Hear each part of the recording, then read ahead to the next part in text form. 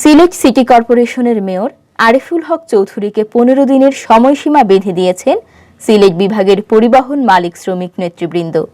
নগরীর চৌহাট্টায় পরিবহন শ্রমিকদের সঙ্গে পুলিশ ও সিসি কর্মীদের সংঘর্ষের ঘটনায় দায়েরকৃত মামলা ১৫ দিনের মধ্যে প্রত্যাহার না করা হলে আগামী ২১ নভেম্বর থেকে সিলেট টানা কর্মবিরতি পালনের হুমকি দিয়েছেন শ্রমিকরা। রোববার ৭ নভেম্বর বেলা ২টায় সিলেট জেলা বাস, মিনি বাস, মাইক্রোবাস শ্রমিক ইউনিয়নের কার্যালয়ে অনুষ্ঠিত এক বৈঠক থেকে এই হুমকি দেন সিলেট জেলা সড়ক পরিবহন শ্রমিক ইউনিয়নের সভাপতি ময়নুল ইসলাম।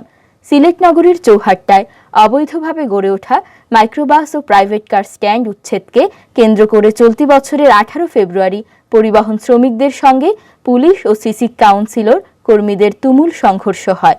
এ সময় বেশ কিছু প্রাইভেট কার ও মাইক্রোবাস ভাঙচুর করা হয়। হামলায় পুলিশ সদস্য ও সিসি কাউন্সিলর সহ বেশ কয়েকজন আহত হন। এই ঘটনায় ৩টি মামলা দায়ের করা হয়। এর মধ্যে অস্ত্র আইনে ও পুলিশ অ্যাসল্টের ঘটনায় পুলিশ বাদী হয়ে ২টি মামলা করে। এছাড়া কাউন্সিলর, কর্মকর্তা কর্মচারীদের মারধরের ঘটনায় সিলেট সিটি কর্পোরেশনের এক কর্মকর্তা বাদী হয়ে আরেকটি মামলা দায়ের করেন। এসব মামলায় মোট ২৮ জনের নাম উল্লেখ করে ও অজ্ঞাতনামা ৩ শতাধিক জনকে আসামি করা হয়। মামলাগুলো প্রত্যাহারের দাবিতে পরবর্তীতে সিলেট বিভাগে টানা ধর্মঘটের ডাক দেন পরিবহন মালিক শ্রমিক নেতৃবৃন্দ।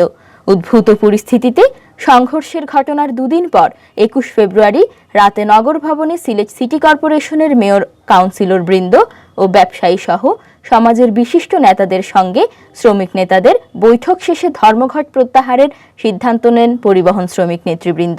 ওই বৈঠক শেষে সিলেট জেলা পরিবহন শ্রমিক ইউনিয়নের সভাপতি মইনুল ইসলাম সাংবাদিকদের বলেন, অবৈধ গাড়ির স্ট্যান্ড উচ্ছেদের ঘটনায় নগরীর চৌহাট্টায় সিসিকের উন্নয়ন কাজে বাধা দেওয়ায় মেয়র, কাউন্সিলর, কর্মকর্তা কর্মচারীদের উপর মাইক্রোবাস, প্রাইভেট কারের শ্রমিকদের হামলার ঘটনায় দুঃখ প্রকাশ করেছেন পরিবহন শ্রমিকরা। পরে মেয়র, কাউন্সিলর, বিশিষ্ট নাগরিকদের সমন্বয়ে পরিবহন শ্রমিকদের ডাকা অনির্দিষ্টকালের শ্রমিক ধর্মঘট প্রত্যাহার করে নেওয়া হয়।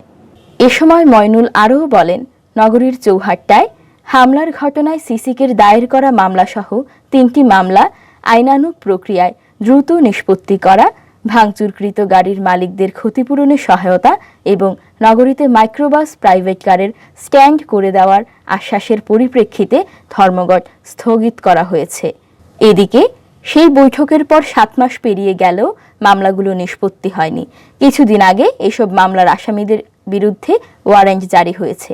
এতে সিসিক মেয়র আরিফুল হক চৌধুরীর উপর আবারও ক্ষুব্ধ হয়ে উঠেছেন সিলেটের পরিবহন শ্রমিকরা। রোববার বেলা ২টায় দক্ষিণ সুরমার বাবনা পয়েন্টস্থ সিলেট জেলা বাস, মিনিবাস, মাইক্রোবাস শ্রমিক ইউনিয়নের কার্যালয়ে বৈঠক করেন সংগঠনটির নেতৃবৃন্দ। বৈঠকে পরিবহন নেতারা বলেন, মামলা প্রত্যাহারের দাবি জানিয়ে আমরা সোমবার ৮ নভেম্বর সিলেটের বিভাগীয় কমিশনার ও সিলেট সিটি কর্পোরেশনের মেয়র আরিফুল হক চৌধুরীর কাছে স্মারকলিপি দেব। স্মারকলিপিতে আমরা দ্রুত মামলা প্রত্যাহারের আবেদন করব। যদি ১৫ দিনের মধ্যে মামলাগুলো নিষ্পত্তি না করা হয় তাহলে আগামী ২১ নভেম্বর থেকে সিলেট বিভাগের সব ধরনের পরিবহন শ্রমিকরা অনির্দিষ্টকালের জন্য টানা কর্মবিরতি পালন শুরু করবেন।